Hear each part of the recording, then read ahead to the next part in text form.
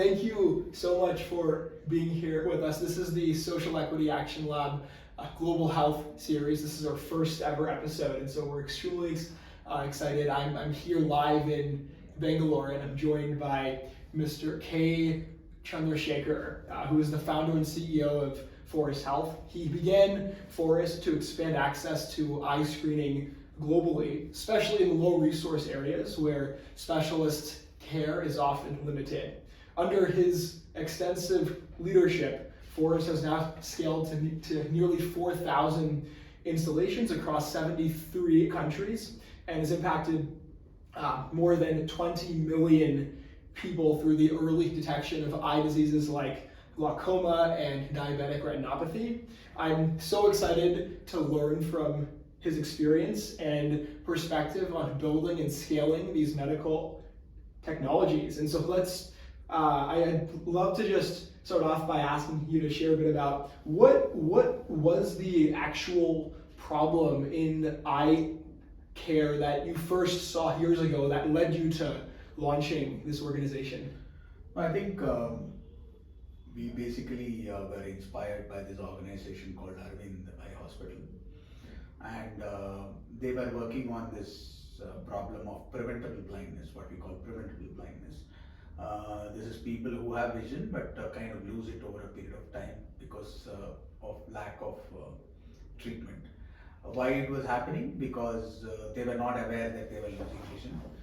And India, for such a huge population, we hardly have about 22 to 25,000 ophthalmologists. So by the time they realize they have a problem and reach the ophthalmologist, it was either too late or they had already lost partial vision. So our idea was to work on this mission along with Arvind kind of an organizations from a technology perspective. They were solving it clinically. We wanted to see how we can do that technologically.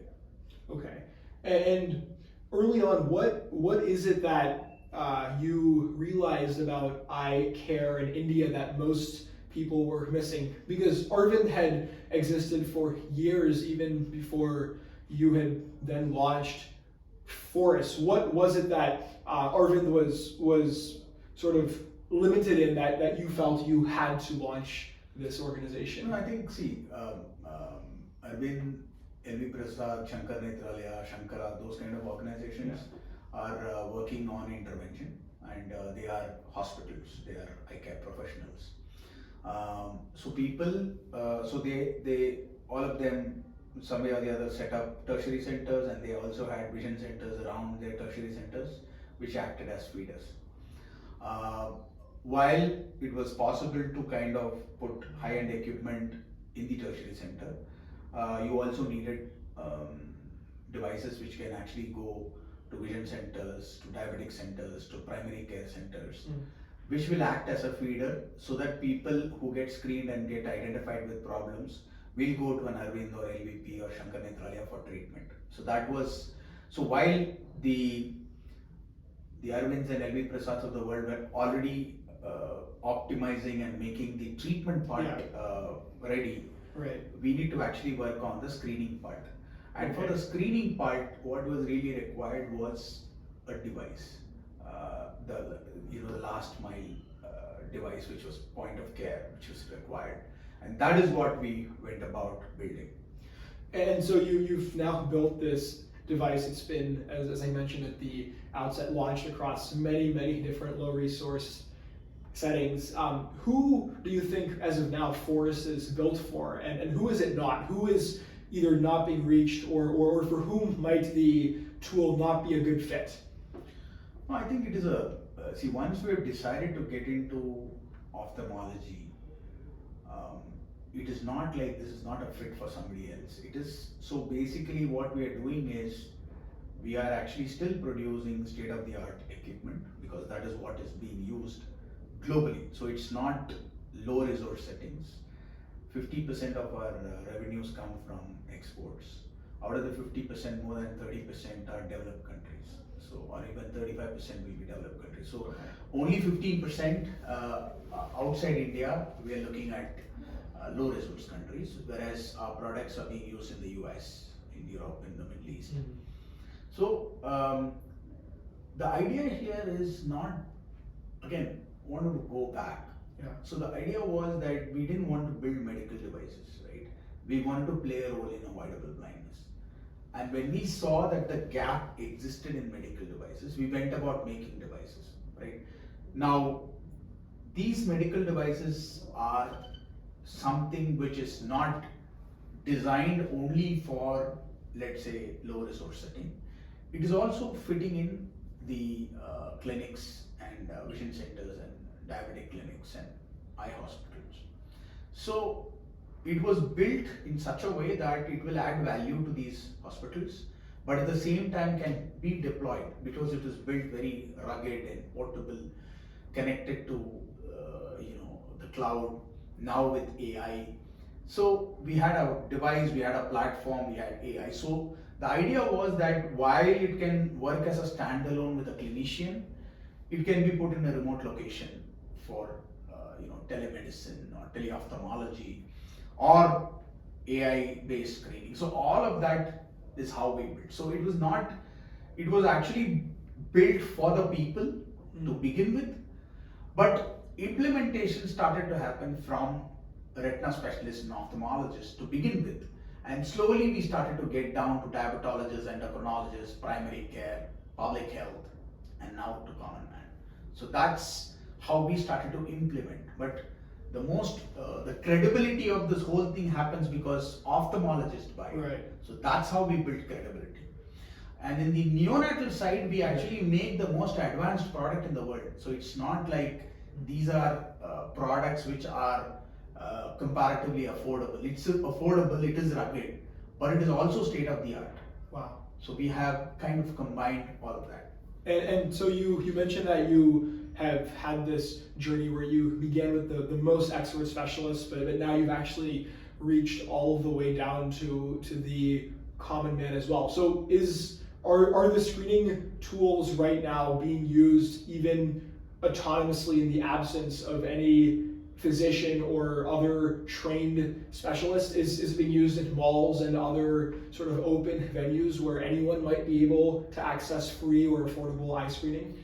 See, I think basically this is designed right from day one to do this kind of an activity where it can screen anyone at a location where you bring eye screening closer to them. That is when they are going to be motivated to get their eyes checked, and that's when they'll find that they have problems.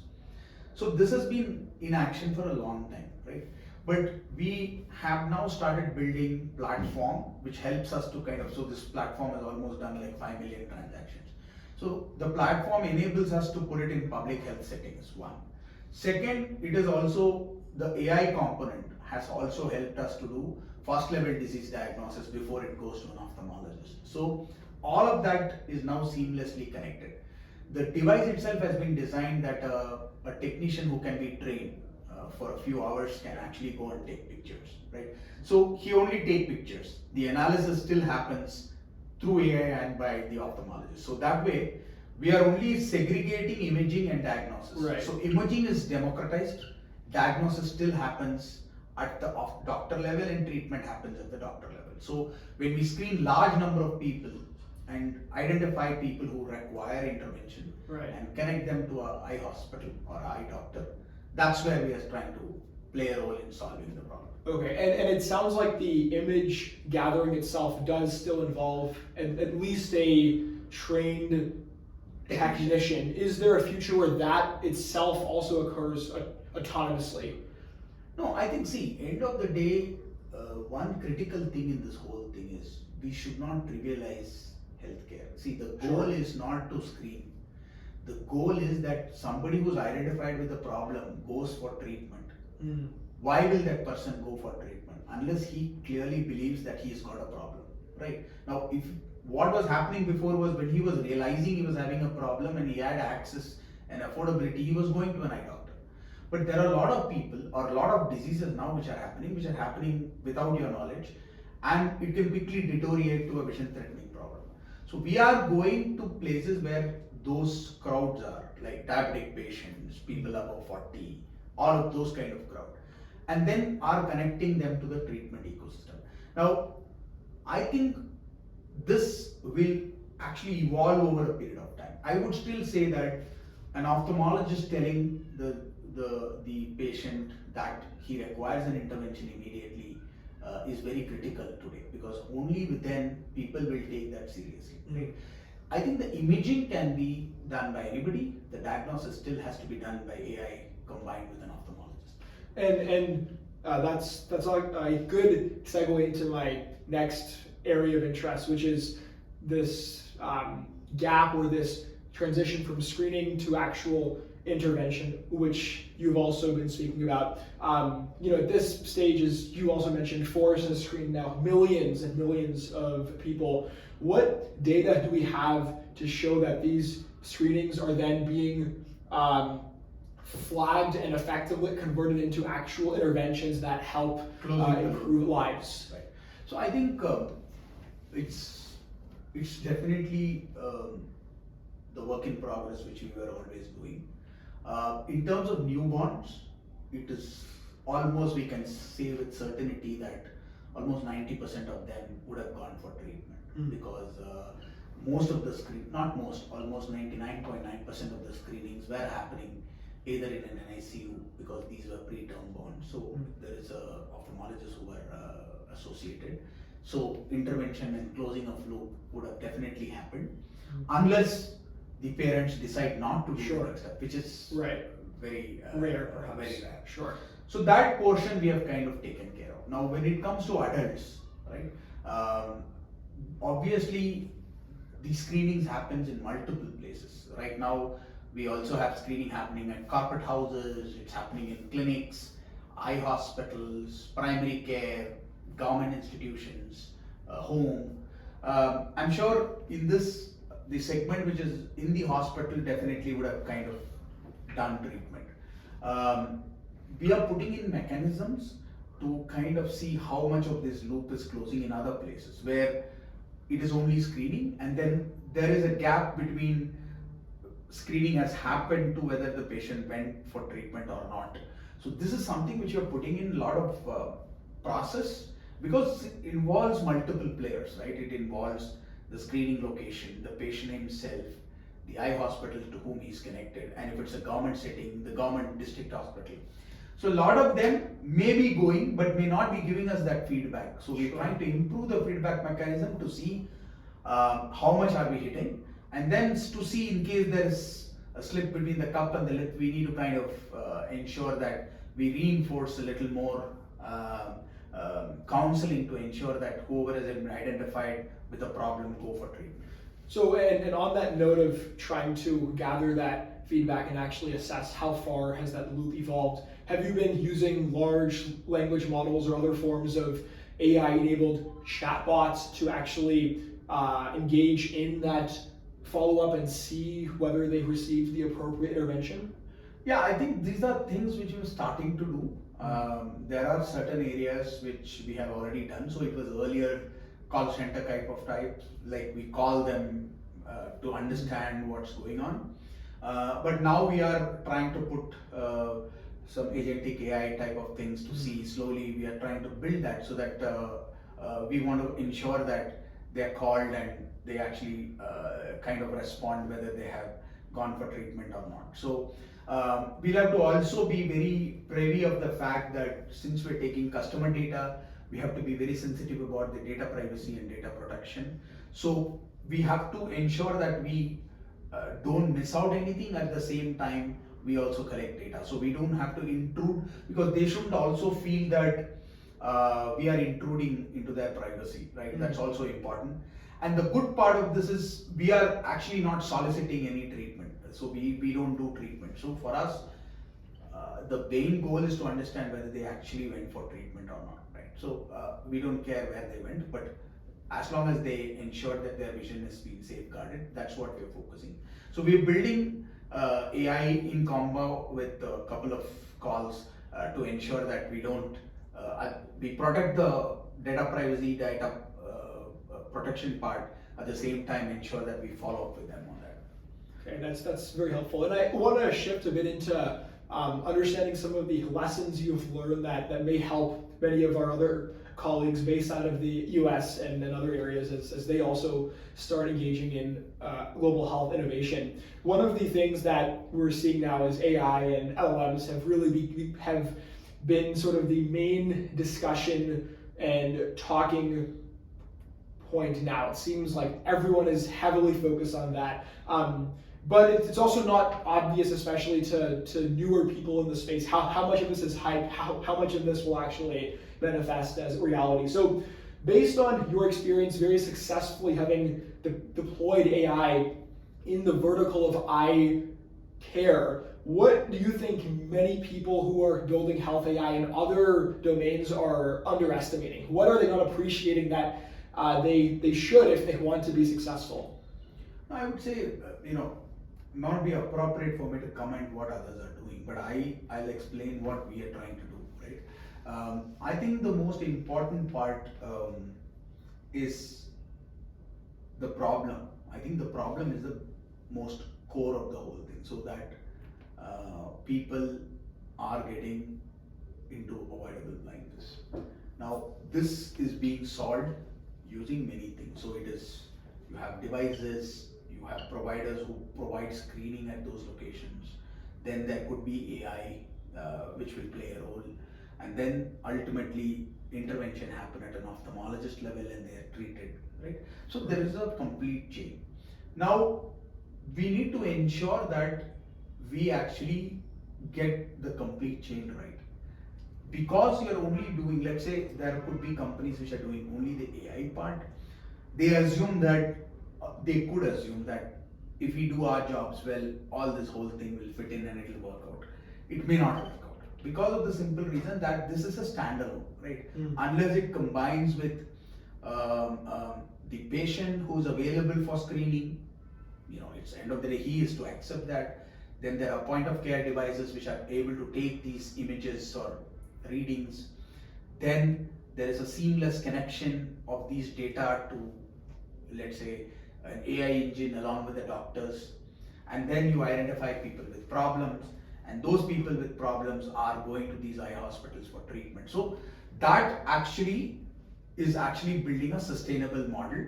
Only then you will, because end of the day there is a problem and that problem is getting solved. So there is a flurry of activities which are happening in between. So there is a potential opportunity to monetize, apart from also taking the larger picture of saving vision, right? A startup in the AI space or med device space is surviving because of how they monetize. Now, unless this whole thing is closed, the loop is closed, and a beneficiary either paying on his own, or a payer is paying, or the government is paying, ultimately that is actually part of that is coming to some of these startups, right? So we need to ensure that this whole chain is not broken, and assuming that by you just doing AI or follow up with AI need not necessarily solve the problem. Right. So a lot of times we underestimate that, okay, I've done this, so the rest of the things will automatically happen. They don't automatically happen. So we need to kind of ensure that even though you may not have a role in this, unless you ensure that the whole loop is closed, right, you may not be able to scale the business. You may be able to do few things where the system is in place, but a lot of places system may not be in place. Sure. So what works somewhere will not work somewhere else. Right. So every time you need to kind of ensure not your own domain you are taking care, but because it is connected to health and intervention, and there are doctors, there are many players involved, we need to ensure that the entire system works very seamlessly. And speaking a bit more about you mentioned the scale issue, the business aspects, the issues with monetization. I want to dive a bit more into that. I'm really interested to understand more about the unit economics of Forus Health, what the margins look like. How do you balance trying to increase or maximize revenue while also ensuring that those who might not be able to afford the device still have access? Do you work with governments, grant making entities? So if you could just share with viewers more about the business model and the monetization of the organization, that would be great. See, I think designing the product very adequately and appropriately is very important, right? And when you're selling products purely as a capital equipment, so eye hospitals buy it, governments buy it, they buy the product, right? So there you should have sufficient margin, and these margins have to be order of north of 60-70%. Only then it is sustainable, because you'll have to create continuous R&D. You need to ensure that you service the product, and these products have to work for a long 5-10 years, right? So that's very important when you're selling in a capital because you build products with lot of cost efficiency. You are able to deploy that in a subscription model, provided there is sufficient people to take. So you have, let's say, if there is X is the cost, and your payback period for recovering that X is, let's say, 3 to 6 months, then it is within your framework. You can kind of sustain that whole thing on your own, and then it starts to generate revenue for you after the 3rd or the 6th month, for which the cost of goods sold have to be as low as possible. Sure. And you should also have clinical quality imaging. Right? Sure. So it's a very, very tight rope to walk. Right. And then the model should be in such a way that wherever there is an opportunity to sell it on capital X model, we'll have to sell it, because that's where you get the revenues and you actually make. But then if you want to deploy it in, let's say, on a subscription model, you should do large volume. And obviously in India, we have this advantage of doing large volume. So we, instead of gaining, let's say, 100 rupees from somebody, we can actually do 10 rupees from 10. So as long as the consumables, there are no consumable involved, there's no doctor involved. So if it is within the device, then this kind of an equation starts to work. So we need to kind of ensure that we are able to deploy these high quality imaging systems at a ground level, where there is large volume and they are coming with a health seeking behavior, and we are able to provide that in a subscription model. Now, because you are able to provide it in a subscription model, there may be like a lot of people either personally willing to do that, or there may be corporate houses who may want to do it for their employees, right. Or it could be a philanthropy funding, let's say a large bottom of the pyramid crowd on a subscription basis. So the NGOs don't have to buy capital equipment, but they can actually engage you to go and screen a village, let's say 5,000 people, and pay you on per patient basis. I see. And what about, thinking about the most low resource areas that may not have any NGO or other associated funding, the most, say, rural eye care clinics that may not be attached to either Arvind or LVP or these other big systems? Have you offered any of those regions? That's a free access? Yeah. We have been working with individual clinics also, because they also aspire to grow, their hub and spoke model. Sure. So our intention is also to see that can we create hub and spoke model for them, because if there is a intervention available, let's say in tier 3 city or tier 4 city, and obviously that becomes the center point for, let's say, triaging people, let's say 10 kilometers radius from there. So obviously that place will not have access to quality healthcare. So we can set up, let's say, satellite centers or hub and spoke models, vision centers, whatever you want to call it, or even just pure screening. Right. And then with clearly knowing that if people are identified with problems, they can go to this tertiary center or this clinic in the next 10 kilometers so that they can get treated. So I think that's definitely something which we're doing. Okay. Just one more question on the financial aspect of the business. I know that relatively recently, Inviga had also entered the business as a strategic investor. They ended up acquiring approximately 21% of the stake. Why them, and why now? What did Forus want most recently that led to accepting it and working with Inviga as an investor? And I think Nviga basically brings in a lot of strategic value. Of course, they also acquired some of our existing investors. But I think what Nviga brings to the table is they are promoted by Dr. Ajay Kumar, who heads the HCG group, which is the largest oncology chain in India. And they're also setting up multiple multi-speciality beds across India. So it gives us the space to get into multi-speciality where there is no eye care, to start screening for eye care, because you already have these patients coming in. They may be coming in with different kind of a problem, but you get crowd, and that's probably the place where we can, if you find people with high diabetes or hypertension, gives us the opportunity to screen them for eye problems in those locations so that they don't have to go anywhere. And then in case found to have a problem, they can be connected to a nearby ophthalmology hospital. So it gives us access to people who are coming to these multi-speciality hospitals for a different set of problems, right? So that's one major reason. And then obviously that they are a large healthcare player. So working with them gives us tremendous amount of connectivity and networking within the healthcare system. So because I think now we need to kind of, earlier people were coming to these single speciality, right? Now we also have to look at people as a center, and all these specialties go around them. Sure. So ultimately there will be also a model like that. So there would be single specialty where people will go, who have access, affordability will go.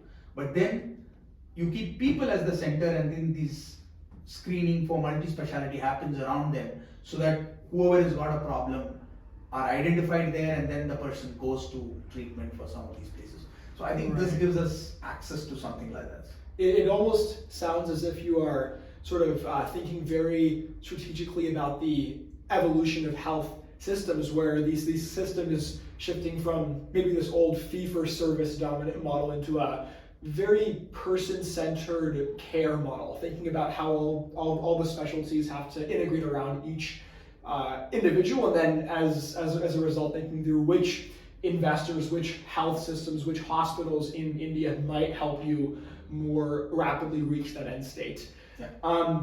So just as we wrap up here, I want to end with a few sort of higher vision reflection questions. One being, what is one important trade-off been that you've had to accept and make in order to really grow and scale Forus into the very thriving, successful entity that it's now become? I won't call it a trade-off, but I would basically say that when, while the mission and the heart of the company, the philosophy has been preventable blindness, but we get into the organizational frame, we completely kind of look at how will each of the activities what we are doing will help the company to raise, to monetize and make money and continue to sustain, right? So I would call it a trade-off that's very much required, but I would say that we never moved away from our philosophy, but when we actually sat down on the business part of it, we ensured that we didn't bring that into consideration, but that we have to make it available for the common man at a very affordable as possible. That remained our philosophy, and we never deviated from it. But when it came down to actually calculating, let's say, how do I scale, what do I price, that was a pure business way, because that is the reason why we have kind of also been able to scale, grow business, and ultimately we are able to serve more people, because that's the fundamental purpose, right?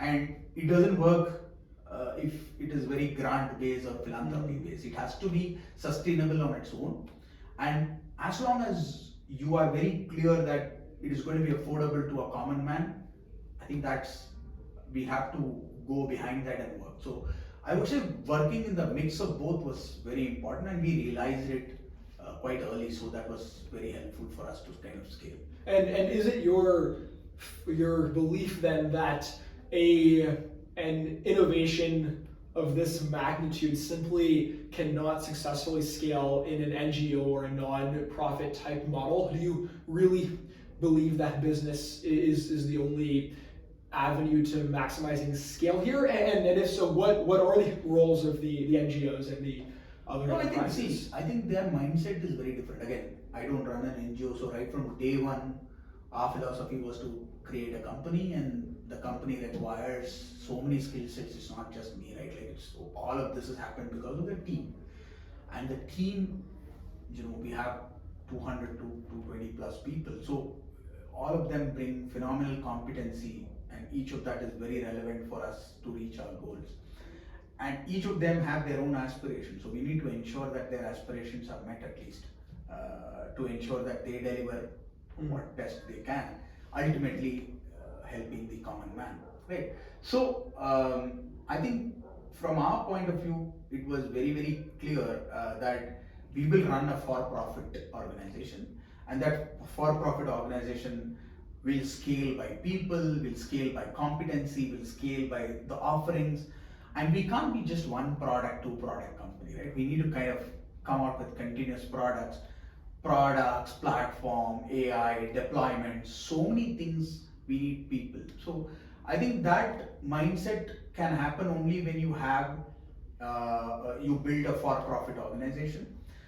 Obviously, NGOs, they actually work on a niche problem in a kind of a location, which is maybe few cities or towns, or even probably a country, or maybe some of them taking multi-countries. But we are able to scale because we are able to take the product, because it is useful, to multi-countries, because every country has those providers. So ultimately, either these eye hospitals or NGOs become our partners, right?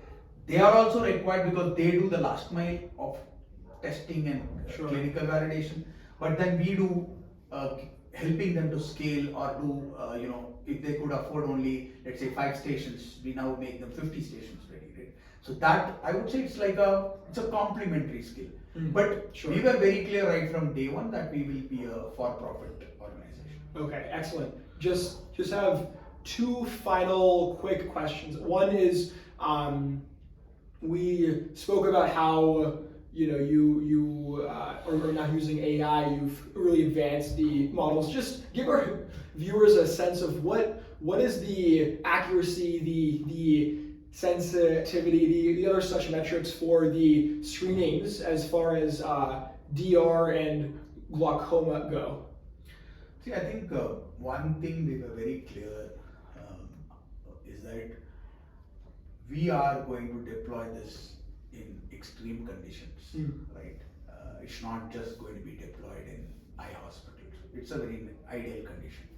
Yeah. So we have deployed our AI in more than 1 million screenings already, and there have been high-end corporate houses, very low-end villages. It's the whole spectrum. Right. Where the variety of problems can be different. So the light settings can be different. The skill of the operator who's taking the picture can be different. The cooperation from the patient can be different. So any AI which you're creating should actually take into consideration this whole thing. Right? It's not about I do it in some of the best hospitals in the US and claim a 99% sensitivity, right? The reality is that are we able to identify vision-threatening retinopathy or abnormal cup to disc? The answer is 100% yes, right? But the differentiation happens in the early part where it may not require an intervention. We may, if we tighten the model, it may miss out a few false positives. But if we loosen the model, it may push more false positives, right? So it depends on the condition. Like if the doctors want only really, really qualified patients, as long as we don't miss any of the vision threatening issues, Right. we are fine. So we are almost hitting 100% of the vision threatening Wow. part. Okay. So the accuracy, so I think that relatively we are at the 90 plus levels on both, right? Okay. Glaucoma.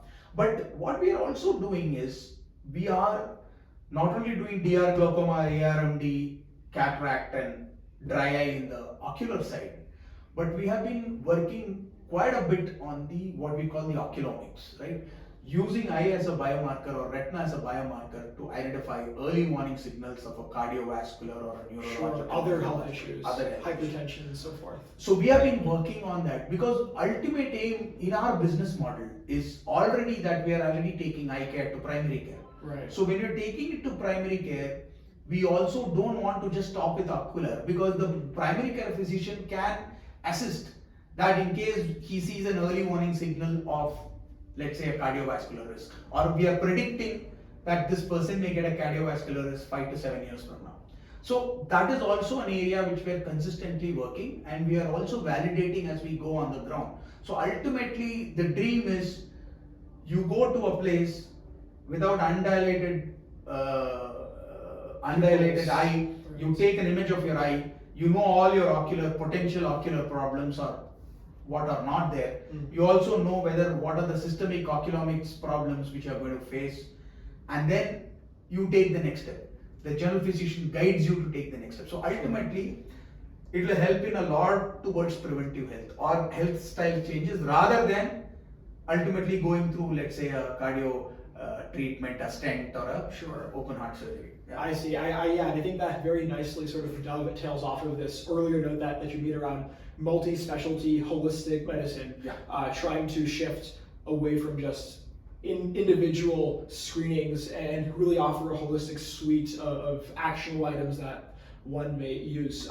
So just as our very last question here, and I once again want to express how thankful I am for your sharing all of this and making the time. I mentioned at the outset you've done millions of screenings. You're in more than 70 different nations. So you've already achieved so much. What is the one measure of success now that you'll use in the next decade? I think 25 million screenings is a good number, but if you compare it with the population of the earth, it is still a small number. Sure. So obviously the biggest impact what we wanted to create is, let's say, can we go towards 500 million screenings, right? And ensure that the 80 or the 50 million who are identified with that problem are treated and they don't. So very, very audacious goal will be nobody should lose vision, which was preventable.